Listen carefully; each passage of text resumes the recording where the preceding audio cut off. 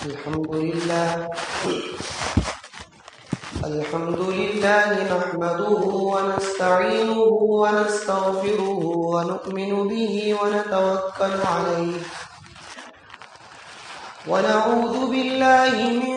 شرور أنفسنا ومن سيئات أعمالنا من يهده الله فلا مضل له ومن يضلل فلا هادي له ونشهد أن لا إله إلا الله وحده لا شريك له ونشهد أن سيدنا وسندنا ومولانا محمدا عبده ورسوله أما بعد عن عبد الله بن عباس رضي الله تعالى عنهما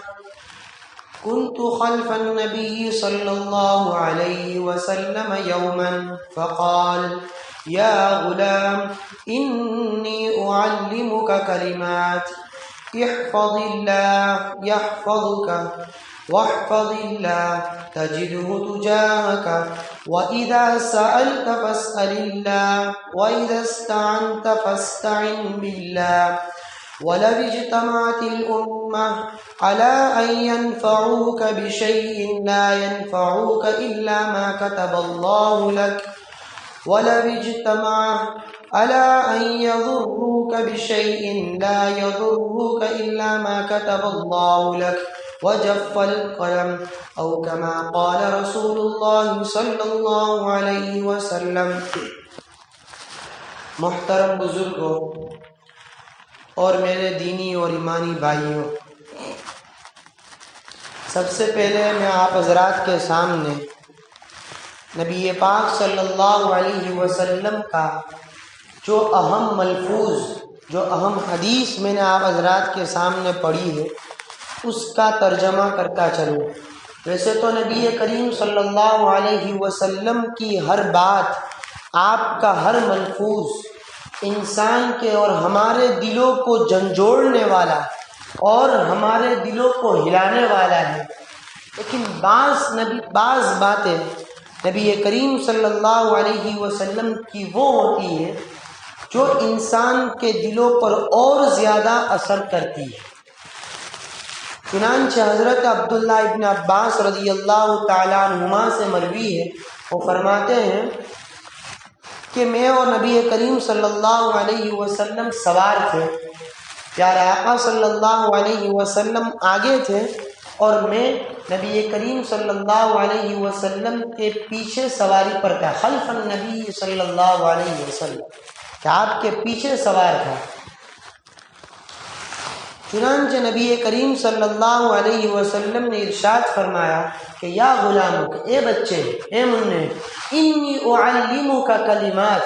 کہ چند کلمات میں تمہیں بتلاتا ہوں، چند کلمات میں تمہیں سکھلاتا ہوں، یعنی چند باتوں کی میں تمہیں نصیحت کرتا ہوں۔ حضرت عبداللہ ابن عباس فرماتے ہیں ان میں سے نبی پاک صلی اللہ علیہ وسلم نے پہلی نصیحت یہ فرمائی کہ احفظ اللہ یحفظک، کہ تو اللہ کی حفاظت کر، اللہ تیری حفاظت کرے گا۔ کیا مطلب؟ فرماتے ہیں کہ تو اللہ کے احکام کی حفاظت کر۔ بھلا کوئی اللہ رب العزت کی حفاظت کر سکتا ہے؟ اللہ کی ذات اتنی بڑی، اللہ رب العزت نے ہمیں وجود بخشا ہے، وہ خالق ہے، ہم مخلوق ہیں، ہم مخلوق ہو کر اس خالق کی کیسے حفاظت کرتے ہیں؟ اس لیے یہاں پر احفظ اللہ کا مطلب یہ ہے کہ اللہ رب العزت کے احکام کی حفاظت کر، اللہ رب العزت کے اوامر کی حفاظت کر، اللہ رب العزت نے جن باتوں کا تمہیں حکم دیا ہے ان کا تم پاس و لحاظ رکھو، اور جن معصیت سے، جن گناہوں سے، جن برائیوں سے تمہیں روکا ہے ان سے تم رکے رہو۔ جب تم ان باتوں پر عمل کرو گے تو اللہ کا وعدہ ہے کہ یحفظک، کہ اللہ رب العزت تمہاری حفاظت کرے گا۔ وہ کیسے حفاظت کرے گا؟ تو وہ تمہارے اوپر آنے والی آفت، تمہارے اوپر آنے والی مصیبت اور تمہارے اوپر آنے والے جو تکلیف اور جو بیماری ہے اس سے تمہاری وہ حفاظت کرے گا۔ پہلی نصیحت نبی پاک صلی اللہ علیہ وسلم نے حضرت عبداللہ ابن عباس سے یہ ارشاد کی۔ دوسری نصیحت حضرت عبداللہ ابن عباس سے یہ کہی کہ وَاحْفَظِ اللَّهَ تَجِدْهُ تُجَاهَكَ، کہ تو اللہ کے احکام کی اور اس کے حکموں کی حفاظت کر، تو تیرے رب کو تیرے سامنے پائے گا۔ اب اس کا مطلب بھی سمجھ لیجئے کہ تو تیرے رب کو، تیرے پروردگار کو تیرے سامنے پائے گا، یعنی تیرے دل و دماغ میں ہر وقت تیرے رب کا استحضار رہے گا، تیرے دل و دماغ میں تیرے رب کا ہر وقت خیال رہے گا، تیرے رب کا تیرے دماغ میں ہر وقت دھیان رہے گا اور ہر وقت توجہ رہے گی، جس کی وجہ سے تو معصیت سے، تو گناہ سے، تو برائیوں سے، تو بدحیائیوں سے اور تو بدفعلیوں سے بچا رہے گا۔ یہ دوسری نصیحت نبی پاک صلی اللہ علیہ وسلم نے ارشاد فرمائی۔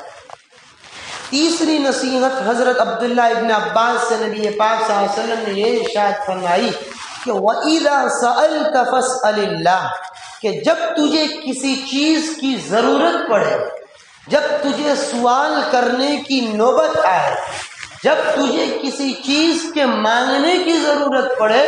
تو وہ چیز تو اللہ رب العزت سے مانگ۔ جب بھی تجھے کسی چیز کی حاجت پڑے تو تو اللہ سے اس ضرورت کو پیش کر، اللہ تیری اس ضرورت کو پورا کرے گا۔ میرے پیارو عزیزو، دنیا والے، دنیا کے جو انسان ہیں وہ تمہاری اس ضرورت کو اگر پورا کریں گے تو ہو سکتا ہے کہ اس ضرورت کو پورا کرنے میں تمہاری بے عزتی بھی ہو، تمہاری ذلتی بھی ہو، تمہاری رسوائی بھی ہو، اور اس تمہاری ضرورت پورا کرنے پر وہ احسان بھی جتلائے دنیا والا، لیکن میرا رب تو وہ ہے کہ وہ تمہارے اس سوال پر دینے پر نہ وہ تمہارے ساتھ ذلت کرے گا، نہ تمہارے ساتھ وہ رسوائی کرے گا، نہ تمہارے ساتھ وہ احسان جتلائے گا۔ حالانکہ دنیا والوں سے تم مانگو گے تو دنیا والا تمہارے مانگنے پر ناراض اور نہ مانگنے پر خوش ہوگا، لیکن میرا رب وہ ہے جو نہ مانگنے پر ناراض اور مانگنے پر خوش ہوتا ہے۔ اس لیے یہاں پر نبی پاک صلی اللہ علیہ وسلم نے اللہ سے مانگنے کی تعلیم دی، نہ کہ دنیا والوں سے۔ یہاں پر ایک اسرائیلی روایت آپ حضرات کے سامنے پیش کرتا چلوں کہ حضرت موسیٰ علیہ نبینا علیہ السلام، جن کو کلیم اللہ کہا جاتا ہے، جو اللہ سے بات کرنے والے تھے اور اولو العزم پیغمبروں میں سے، بڑے پیغمبروں میں ان کا شمار ہوتا ہے، وہ اللہ رب العزت سے ہم کلام ہو کر بات کرتے ہیں اور کہتے ہیں کہ اے پروردگار، میں تجھ سے میری ضرورت کو جب بھی مانگتا ہوں اور جب میری ضرورت پیش آتی ہے اور اس میں چھوٹی چیز ہوتی ہے، تجھ سے مانگنے میں جب چھوٹی چیز ہوتی ہے تو میرے دل میں یہ خیال آتا ہے کہ یہ اتنا بڑا رب ہے، اتنا بڑا رب، اس کے سامنے میں چھوٹی سی چیز کیسے مانگوں؟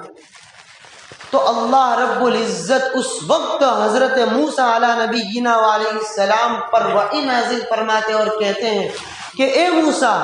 اگر تجھے نمک کی بھی ضرورت پڑے تو وہ نمک بھی مجھ سے مانگ۔ یہاں تک فرمایا کہ اگر تیرے جوتے کی رسی ٹوٹ جائے تو وہ رسی بھی تو مجھ سے مانگ۔ یہاں پر اللہ رب العزت نے حضرت موسیٰ علیہ نبینا علیہ السلام کو اس بات کی تعلیم دی کہ کہ چھوٹی سی چھوٹی چیز بھی اگر تمہیں مانگنی ہے، چھوٹی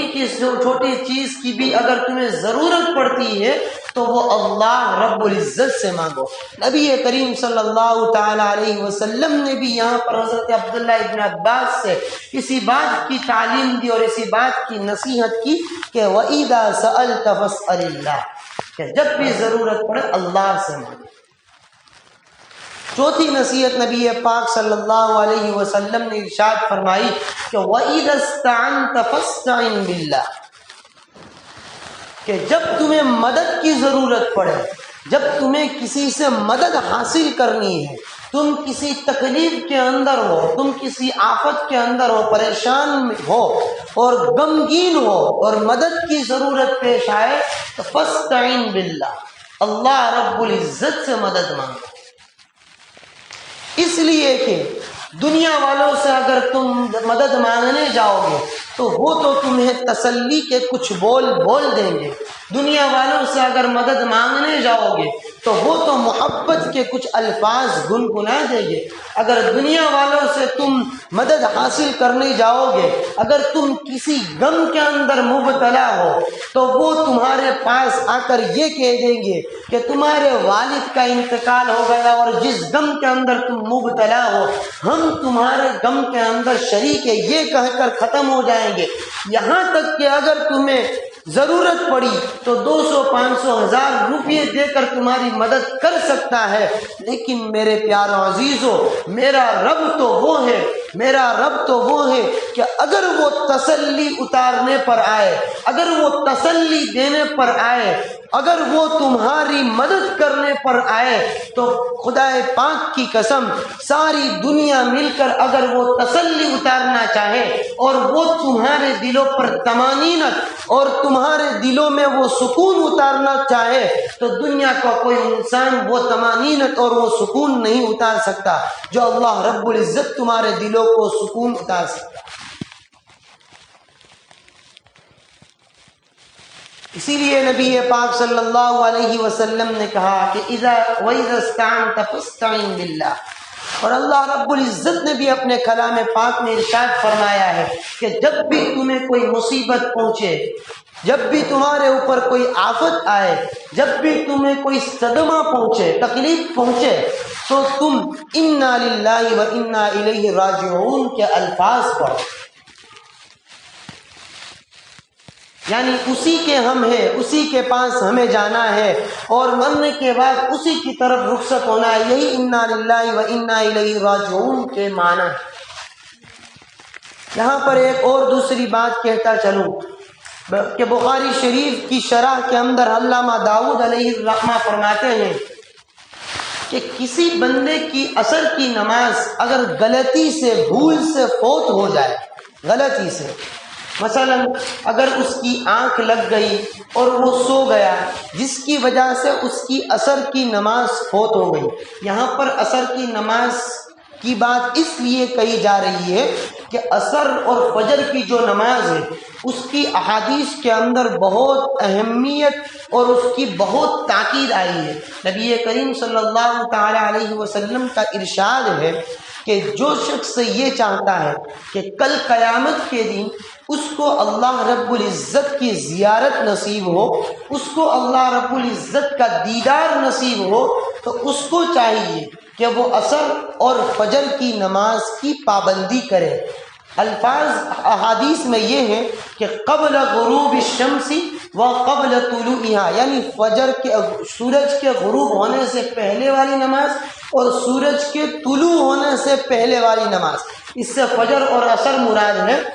کہ عصر اور فجر کی نماز کی جو پابندی کر لے گا کل قیامت کے دن اللہ رب العزت کی زیارت اور اللہ رب العزت کا دیدار اسے نصیب ہوگا۔ چنانچہ علامہ داؤدی علیہ الرحمہ فرماتے ہیں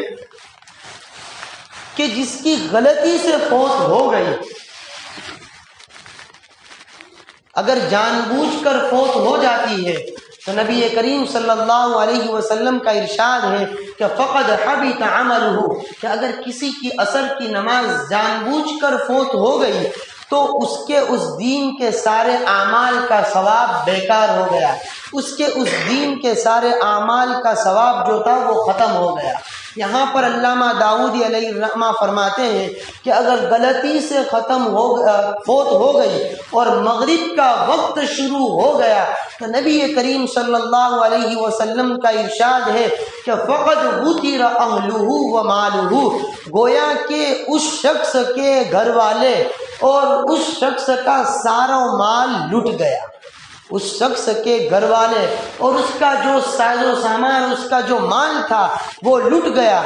یعنی اس کے مال اور اس کے گھر والے کے لٹنے پر اس کو جو صدمہ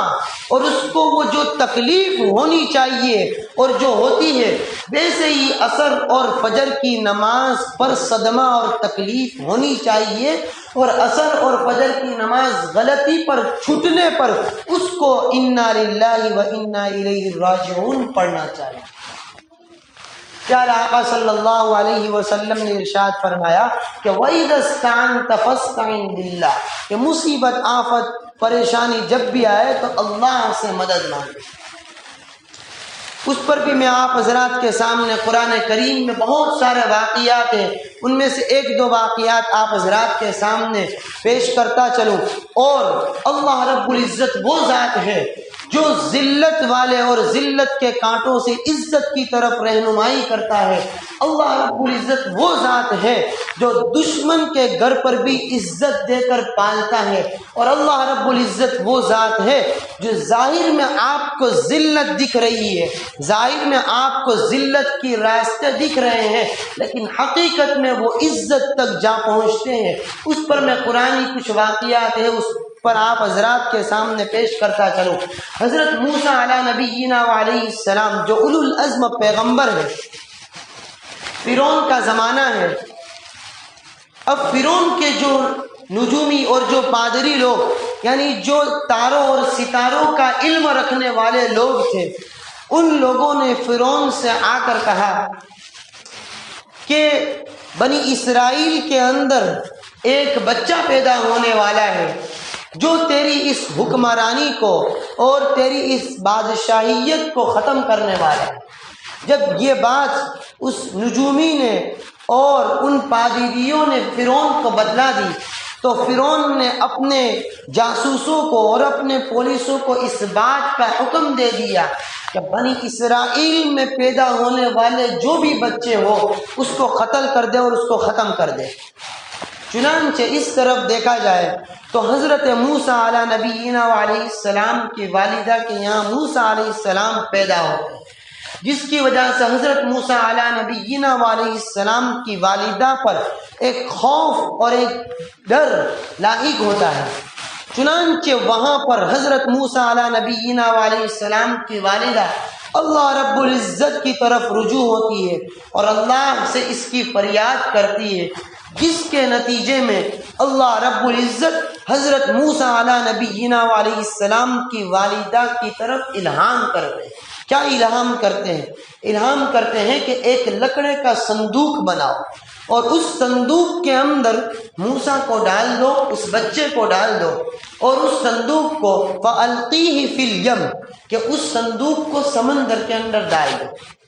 اب ذرا غور کرنے کی بات ہے کہ اللہ رب العزت اگر چاہتے تو اس موسیٰ کی والدہ کو اس بات کی طرف بھی رہنمائی کر سکتے تھے کہ تو اس بچے کو لے کر جنگل کی طرف چلی جا، وہاں پر میں تیری حفاظت کر لوں گا، یا اس بچے کو کہیں ایسی جگہ چھپا دے، وہاں پر بھی میں تیری حفاظت کر لوں گا اور اس بچے کی حفاظت کر لوں گا۔ لیکن نہیں میرے پیارو عزیزو، اللہ رب العزت ذلت کی جگہ سے، یعنی ہر کوئی سمجھ سکتا ہے کہ اگر یہ صندوق سمندر کے اندر گیا تو ڈوب سکتا ہے، اگر یہ صندوق سمندر کے اندر گیا تو موسیٰ کی جان اور اس بچے کی جان جا سکتی ہے۔ لیکن یہاں پر بھی اس واقعے کی طرف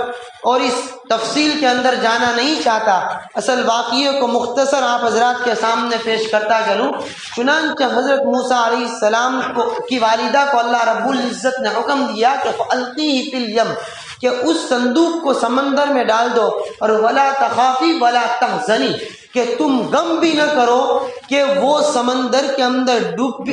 آپ ڈرو بھی مت کہ وہ سمندر کے اندر ڈوب بھی جائے گا، اور ولا تحزنی، اور تم غم بھی نہ کرو تمہارے اس بیٹے کی جدائی کی وجہ سے۔ اور آگے فرما رہا ہے کہ انا رادوہ الیک، کہ وہ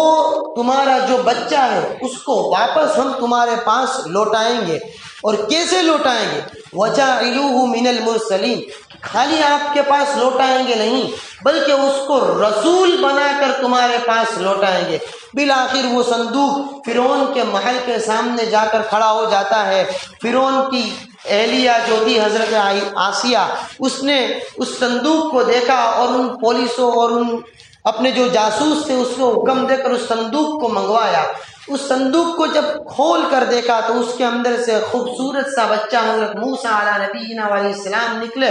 اور انہوں نے اس بات کا ارادہ کر لیا کہ ہم اس بچے کی پرورش کریں گے اور اس بچے کو پالیں گے۔ بالآخر انہوں نے ان کو پالا بھی، اور حضرت موسیٰ علیہ السلام نے دشمن کے گھر کے اندر پرورش لی۔ بالآخر حضرت موسیٰ علیہ السلام اپنی والدہ کے پاس بھی دودھ پینے کے لیے لوٹے۔ پورا تفصیل کے ساتھ واقعہ، اصل کہنے کا مقصد یہ ہے کہ جب حضرت موسیٰ علیہ نبینا علیہ السلام کی والدہ نے اللہ سے مدد طلب کی، اللہ سے مدد مانگی، تو اللہ وہ ذات ہے جو ذلت والے راستوں سے بھی عزت دے سکتا ہے۔ ذلت والے راستوں سے بھی اللہ تبارک و تعالی ایسی عزت دیتا ہے کہ رسول بنا کر بھی بھیجتا ہے۔ اس لیے میرے پیارے عزیزو، ضرورت ہے ابھی اس بات کی کہ ہمارا جو اللہ سے تعلق ہے، ہمارا جو اللہ سے مانگنے کا، اللہ کے سامنے گڑ گڑانے کا اور اللہ سے مدد مانگنے کا جو تعلق ہے وہ آج ختم ہو چکا ہے۔ آج ہمارے اندر جو دین اور تبلیغ اور علم کے پھیلانے کا اور اس کی اشاعت کا جو تعلق ہے وہ بھی آج ختم ہو چکا ہے، جس کے نتیجے میں آج دشمن لوگ اس بات کی طرف دیکھ رہے ہیں کہ اس ملک سے اور اس دین اسلام سے جو دعوت و تبلیغ کا کام چل رہا ہے، اس دعوت و تبلیغ کے کام پر پابندی لگائی جائے۔ نعوذ باللہ گندے وہ پروپیگنڈے اور گندی سازشیں کر رہے ہیں۔ میرے پیارو عزیزو، ہم نے جب اس کام کو چھوڑا ہے، ہم نے جب اس کام کو اپنے اندر نہیں لائے اور اس کام کو ہم بھلا بیٹھے ہیں، تو آج دشمن ہمارے اس کام کی طرف انگلی کر رہے ہیں۔ اس لیے ضرورت ہے اس بات کی کہ اس دعوت و تبلیغ کے کام میں بھی لگے، ضرورت پڑے تو اس دین کے کام کے اندر بھی اپنے وقت کو، اپنی جان کو اور اپنے مال کو لگائے، اور اللہ کے رستے میں 3 دن اور اللہ کے رستے کے اندر چلنے کی بھی اگر ضرورت پڑے تو نکلے، اور دشمن کو بتائیں کہ اس اللہ کے دین کو ہم بلند کرنے والے ہیں اور اللہ کے اس دین کو ہم پھیلانے والے ہیں، اور ان کی اس آواز کو ہم بند کریں۔ اللہ رب العزت کہی سنی باتوں پر عمل کرنے کی توفیق عطا فرمائے۔